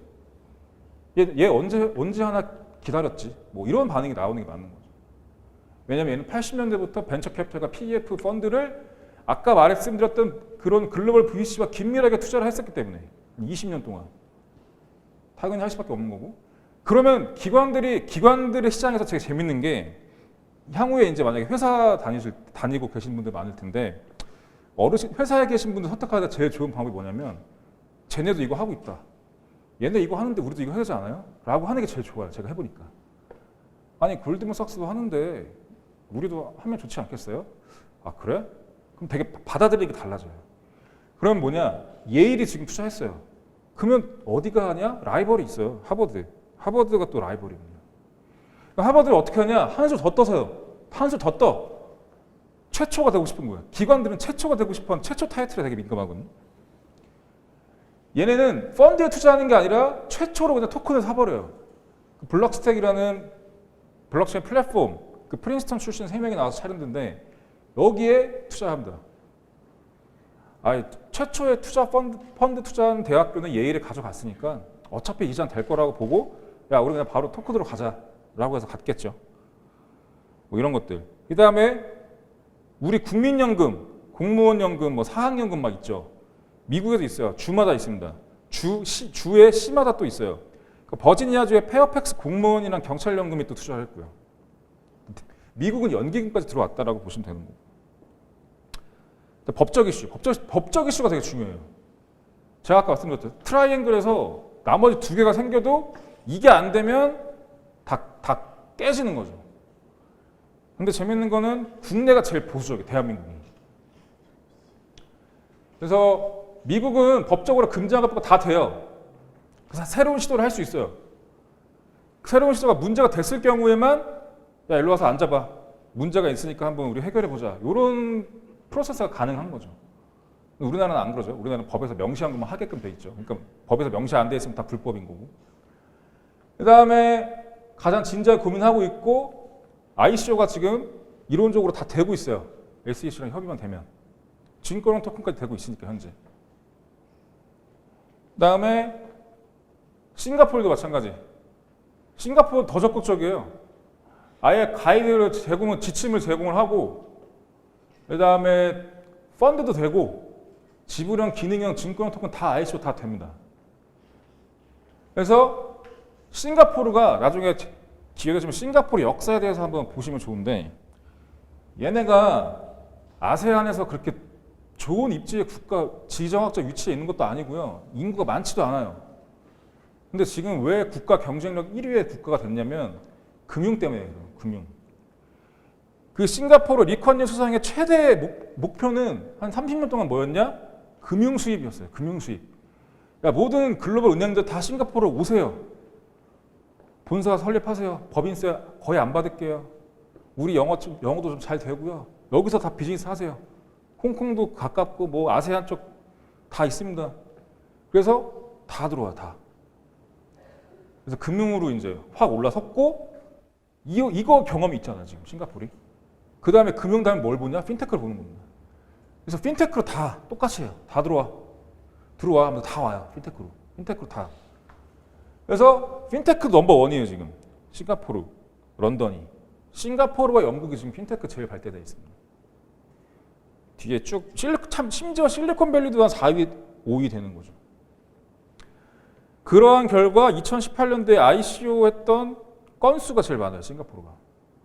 한 150개 되죠. 근데 홍콩, 싱가포르는 프로젝트가 들어와 이렇게 되는 거고 홍콩은 뭐냐? 디지털 자산 기관 투자자들 들어와 이렇게 되는 거죠. 프로젝트를 많이 깔아놓으면 돈이 온다라는 게 싱가포르의 논리. 두 번째는 홍콩은 다 반대예요. 돈을 기관 투자자들을 많이 모아놓고 허용을 해주면 프로젝트가 돈 받으러 오지 않을까라는 접근 방법. 반대 접근 방법인데 둘 다 열심히 하고 있죠. 그래서 홍콩은 지금 자산운용사, 그러니까 우리가 흔히 알고 있는 뭐 미래에셋이나 삼성자산운용 같은 자산운용사들이 합법적으로 비트코인과 이더리움에 투자할 수가 있어요. 그러면 이렇게 되면 어떻게 되냐? 당연히 기관 투자자들의 니즈에 충족시켜주는 다양한 그런 기능들이 생겨나죠. 브로커리지, 블럭딜, OTC, 뭐 자문, 뭐 리서치, 홍콩에 되게 많아요. 네. 그다음에 스위스도 다 말씀드렸던 내용이에요. 스위스도 다 제일 빠르고요. 그리고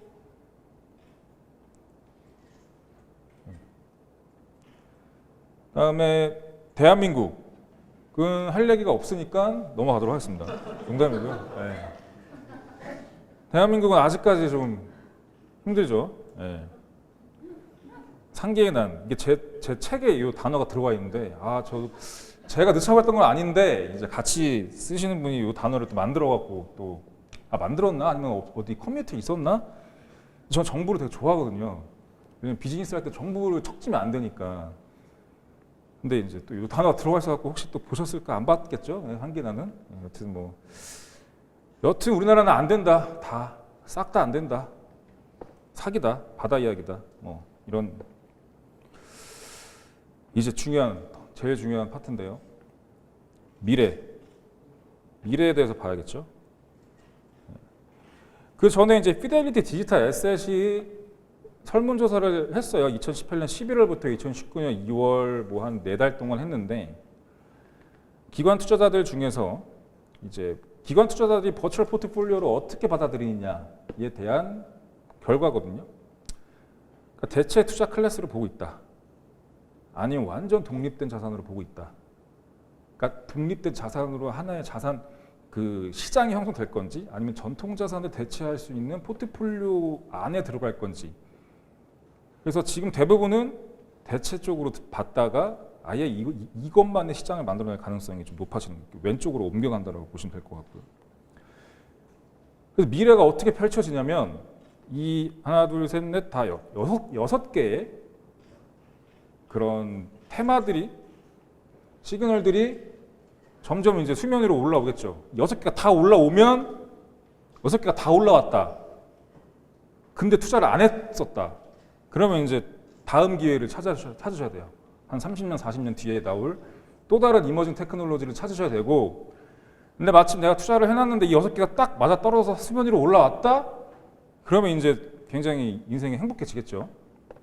이게 뭐냐면 첫 번째가 디지털 자산 거래소입니다.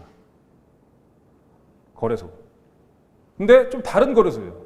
지금 저희가 평소에 활용하는 거래소랑은 좀 다른 거래소. 뭐냐? 기존 전통 금융 자산이 공실력 있게 거래되는 거래소. 예를 들면 뉴욕 증권 거래소, 뭐 나스닥 뭐 이런 데들이죠. 이런 데들이 지금 디지털 자산을 거래하는 시장을 만들기 위해서 열심히 연구를 하고 있고 이제 올해 안에 출시가 될 거라고 보고 있고요. 그 다음에 오른쪽 시계 방향으로 가게 되면 비트코인 ETF. 이걸 왜 따로 뺐냐면 그만큼 분수령이 될 거라고 보고 있어요. 비트코인 ETF가. 재밌는 게 그 4월 달에 만우절인가? 그 만우절 날 비트코인 갑자기 살짝 오른 거 기억나시죠? 그때 뭐 다양한 언론에서 그 뭐라고 했더라? 그 ETF가 됐다라는 그런 뉴스. 근데 그게 페이크 뉴스였죠. 만우절. 근데 당시 저희 회사에도 뉴욕도 사무소가 있고 다 있어서 친한 형들도 있고 해서 물어봤더니 그 페이크 뉴스라고 판명이 나기 전에 진짜 야 얘네 된 거야? 막 반액이 했잖아요. 반액이라는 그 ETF 운용사가 있어요. 전 세계 글로벌 랭킹 한 20위, 30위 안에 드는 작지 않은 데인데 크지도 않은데요. 야 반액 비트코인 ETF 됐어? 라고 하면서 출근하자마자 그 당시 뉴욕에 있던 ETF 하우스들이 전부 다 회의했어요. 아침에. 야 우리 빨리 이거 지금 해야 되는 거야? 반액 그 SEC 승인 받은 거야? 우리 지금 가져야 해야 되는 거야? 막 이런 식으로 다 회의를 한 거죠. 그러니까 이게 가격이 뭐 그렇게 해서 올랐을 수는 있겠지만 제가 얘기하고 싶은 거는 가격이 올랐다라는 게 아니라 그만큼 뉴욕의 분위기가 그랬다라는 거죠. 그래서 대부분의 ETF 하우스들은 4차 산업 핀테크 ETF들이 있는데 거기에 투자 설명서들을 크립토 커런시나 디지털 자산 이런 거 다 넣어놨어요. 단어를 넣는 데들이 많아요. 되면 그러니까 이 말인 즉슨 SEC가 비트코인 ETF 뭐가 됐든 하나 승인하면 바로 출시를 하겠다는 거죠. 그만큼 분수령이 되고 엄청나게 많은 자금이 들어올 수 있다는 거죠. ETF죠. 비트코인 ETF로. 그다음에 디지털 자산 제도화, 법적 제도화가 계속 될 거고요. 물론 대한민국은 제일 늦게 되겠지만 여기 뭐 정부 관계자 없으시죠? 네. 그다음에 디지털 자산 금융 상품 전쟁. 제도화가 됐으면 다양한 상품이 나올 거고 그럼 당연히 그거를 금융 회사들이 납둘까요? 안 납두죠. 그 상품들 만들어서 제공하기 위해서 서로 경쟁하겠죠. 그런 전쟁. 그다음 자산 토큰화. 모든 자산들을 토큰화시키고 그거를 플랫폼화하고 그게 거래될 수 있는 거래소를 만들고 이런 것들 엄청나게 큰 시장이죠. 그 다음에 글로벌 기업들의 토큰 발행. 이게 이제 뭐 페이스북이 발행하기도 했었고요. 그 다음에 제가 예상하기로는 올해 안에 굉장히 많은 회사들, 적어도 10개 이상, 우리가 누구나 알 수 있는 회사 레벨에서 10개 정도? 그 정도의 레벨이라면 한 애플이나 삼성, 뭐 월마트, 뭐 엄청나게 큰 회사들 한 10개 이상 정도 나올 것 같아요. 예. 자, 그럼 하나씩 볼게요. 거래소, 되게 중요합니다. 거래소. 그 기관 투자자들이 들어오기 위해서는 제일 먼저 없애야 되는 리스크가 있는데 거래 상대방 리스크입니다. 물론 거래 상대방 리스크가 뭐 많지는 않을 거라고 봐요. 뭐 코인베이스나 이런 데서 비트코인 한 2, 3천억 원 사도 뭐 코인베이스가 뭐 설마 그거 떼먹겠어요? 근데 문제는 그게 아닌 거죠. 그러한 프로세스로 지금까지 기관들이 투자를 집행한 적이 한 번도 없는 거예요. 그래서 뉴욕증권거래소랑 나스닥이 벡트랑 LSX랑 거래소를 만드는 겁니다.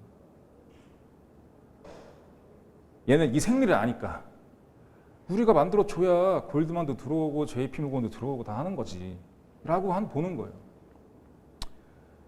그래서 이게 생길 거고요. 엄청나게 큰 겁니다. 그러니까 재밌는 게 또 역사 잠깐 또 들어가면 나스닥과 뉴욕증권거래소는 완전 개와 고양이라고 해야 될까요?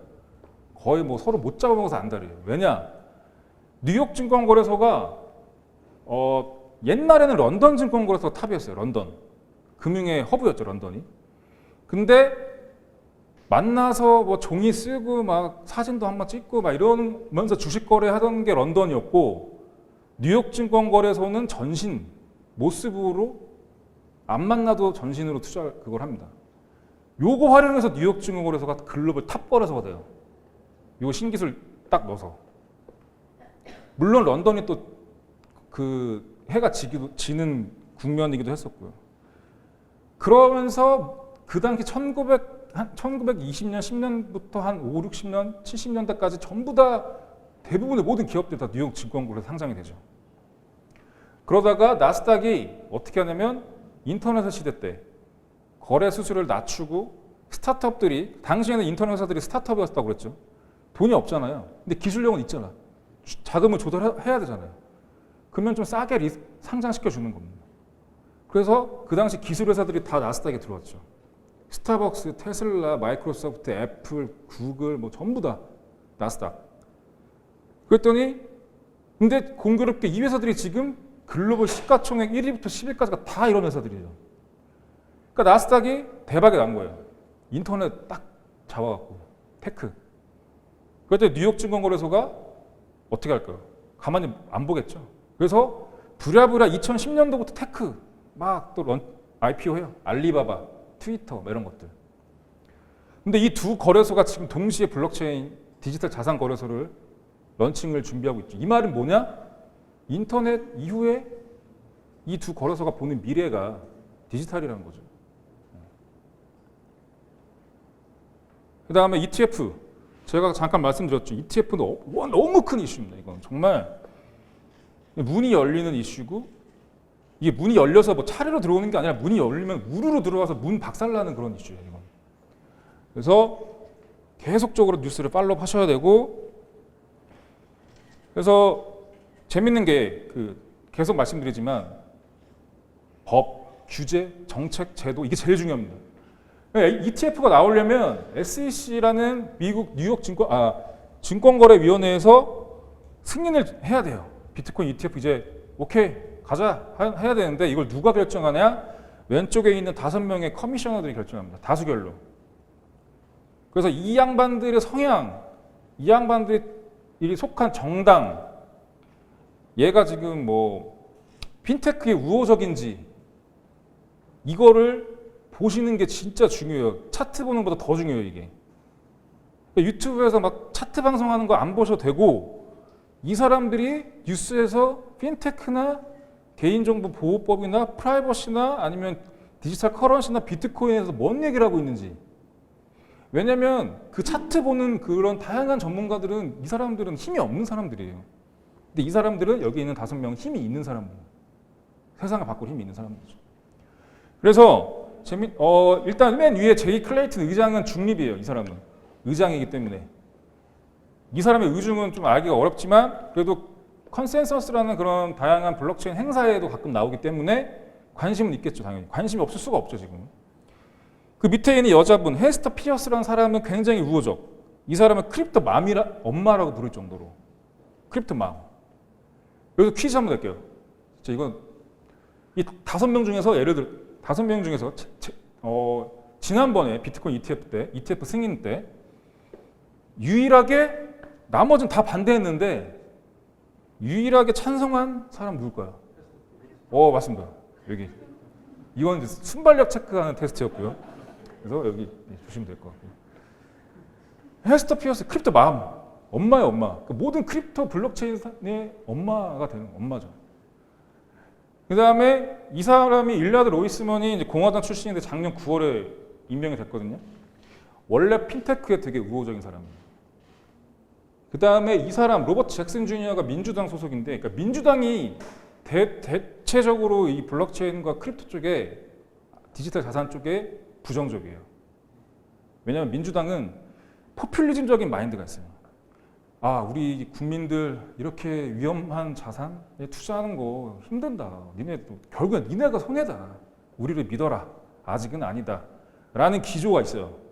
그래서 당연히 이 사람 저번에 반대를 했었고요. 근데 재밌는 게 이 사람이 올해 초부터 이 사람 원래 언론에 잘 안 나왔거든요. 올해 초부터 자주 나와요. 그러면서 비트코인 ETF에 대해 긍정적으로 코멘트를 해요. 왜냐? 왜 그러냐? 만약에 됐어. 근데 얘는 계속 반대했어. 그럼 얘 애매해지죠. 그러니까 본인도 계속 머리를 굴리는 거예요. 지금 좀 바뀌고 있나? 내가 계속 반대해도 될까?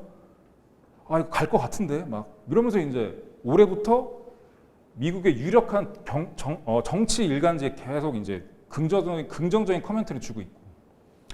그다음에 앨리슨 리라는 사람 이번에 이제 올해 신입으로 들어왔어요. 근데 그러니까 중요한 건 이 앨리슨 리의 성향입니다. 얘가 크립토에 우호적이냐 아니냐. 지금 후보로 돼 있지만 이제 임명이 됐거든요.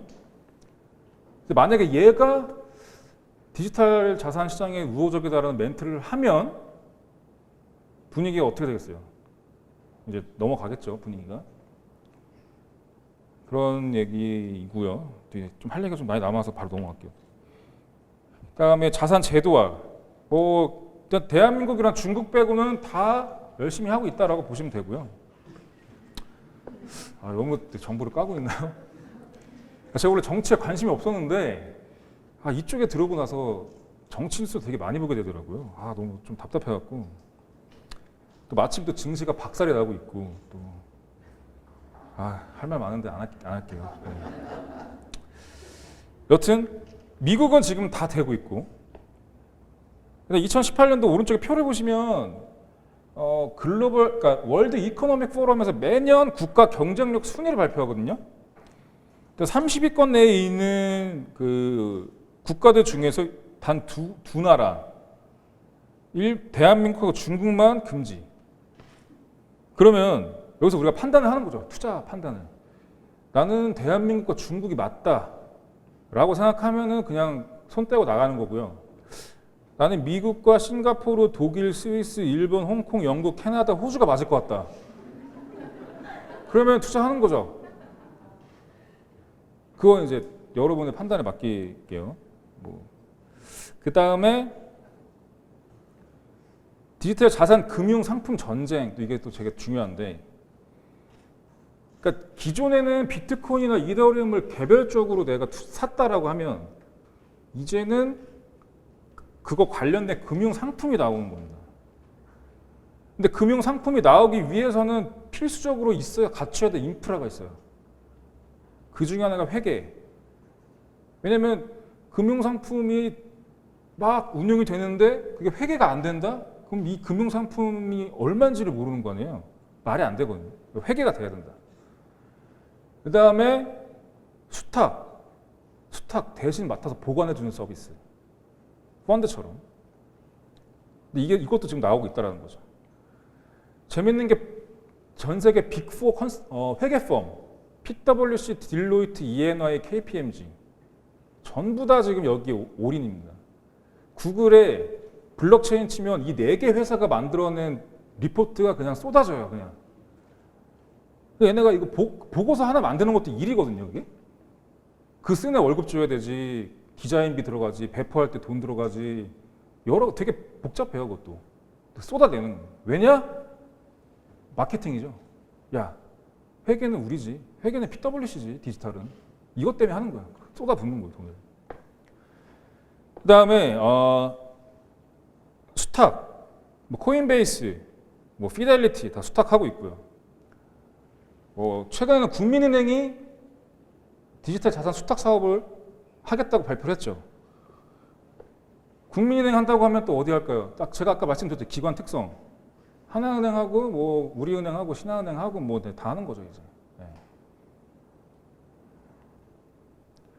그다음에 금융 상품을 만들고 나서 뭐 해야 될까요? 중개해야 돼, 중개. 팔아야겠죠.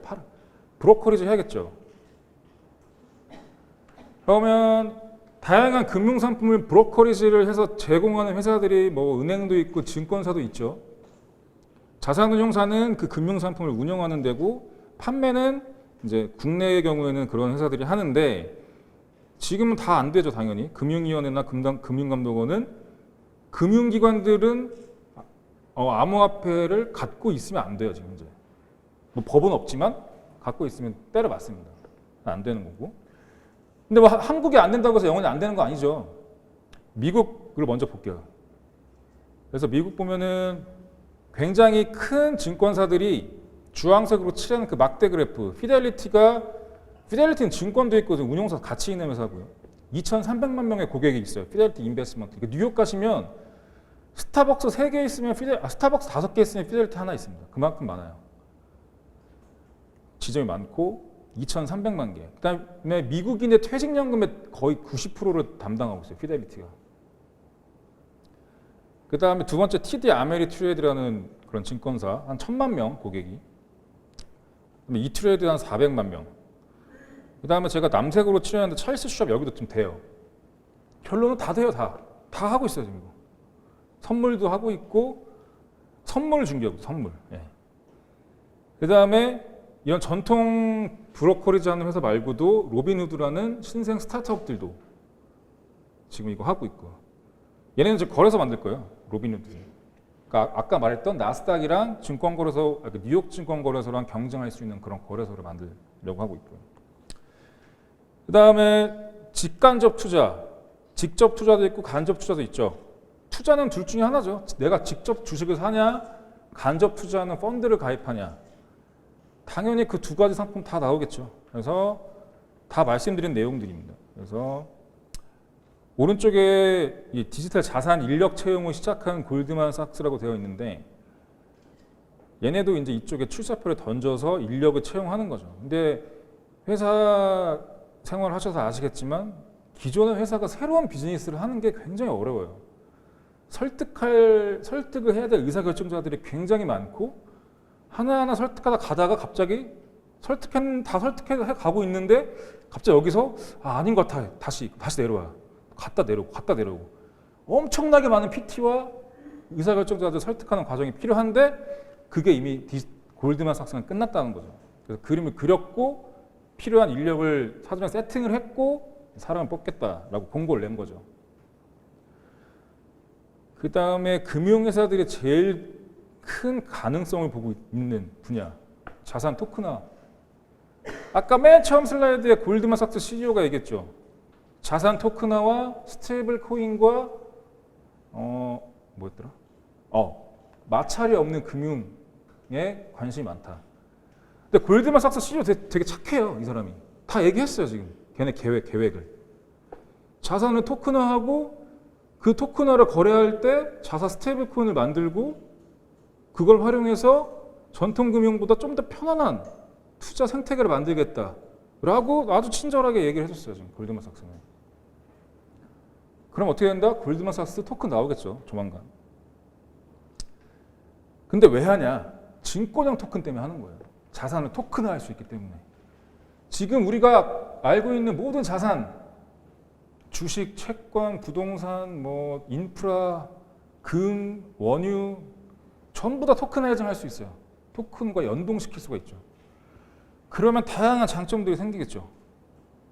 그런 것들이 새로운 시장을 만들어낼 수 있고 더 창의적인 금융 서비스도 만들어낼 수 있고 결론적으로 금융회사들은 돈을 더 벌 수 있게 되는 거고, 뭐 이런 식으로 지금 보고 있어요. 그래서 증권형 토큰, 자산 토큰화는 무조건적으로 팔로우업을 하셔야 되는 뉴스다. 제가 금융권 사람들한테 이야기를 할 때 나머지 얘기는 뭐 다 관심을 갖지만 제일 관심 가는 게 이거예요. 왜냐면 이거는 직관적으로 와 닿거든요, 이게. 아, 자산 토큰화, 저 괜찮게 되겠는데? 라고 가는 거죠. 그 다음에 글로벌 기업들의 토큰 발행, 뭐 JP모건, 삼성 뭐 제 생각인데 올해 안에 만들겠다라는 뉴스는 나올 거예요. 자체 토큰을. 제가 삼성의 의사결정자면 이건 만들었어요. 왜냐하면 플랫폼에서 나오는 수익을 극대화시키기 위해서는 토큰이 무조건 필요해요. 왜냐하면 삼성은 민간 기업이잖아요. 얘네는 자기네들이 서비스를 만들고 제품을 출시해서 돈을 버는 애들이고요. 걔네들은 그 그러니까 돈을 벌었던 그 회사 이익을 갖고 토큰 홀더들은 다양한 이익을 편의를 제공할 수 있는 거예요.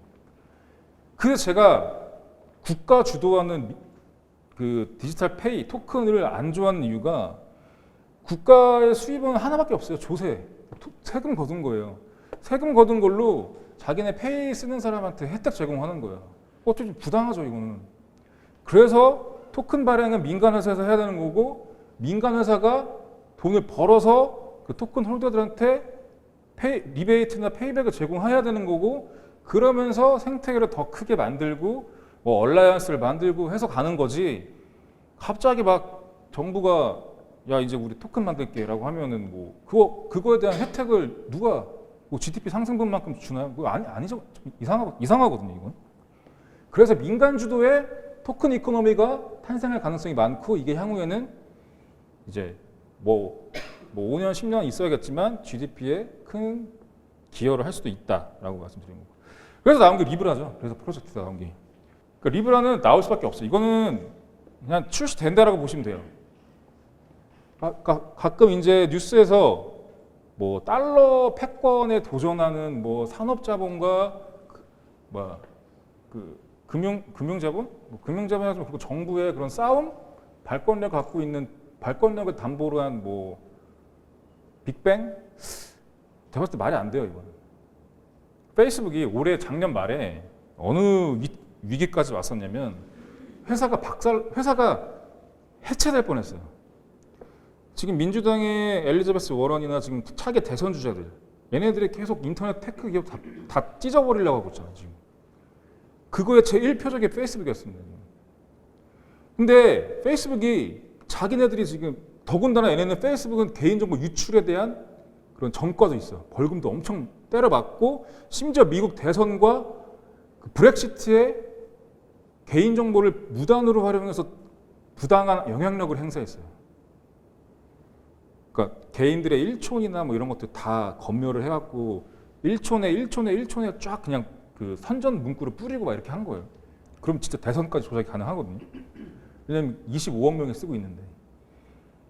그렇게 위기에 몰렸던 페이스북이 미쳤다고 지금 저커버가 바보가 아니잖아요. 지금 하면 욕먹는 이 시장에 미쳤다고 지금 페이스북이 이걸 하겠습니까?